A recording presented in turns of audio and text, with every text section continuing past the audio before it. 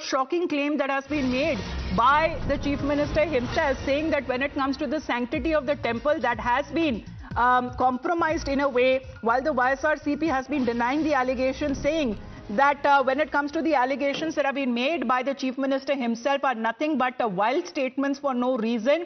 In fact, in a way, suggesting that when it comes to the sanctity of the place, that has not been compromised, and neither when it comes to the sentiments of millions of Hindus have been hurt in a way with the statement that has been made by the Chief Minister himself. Where in the meantime, let's take a look exactly how the YSRCP has been reacting to the claim that has been made by Chief Minister Chandrababu Naidu himself. Let's put that out for our viewers.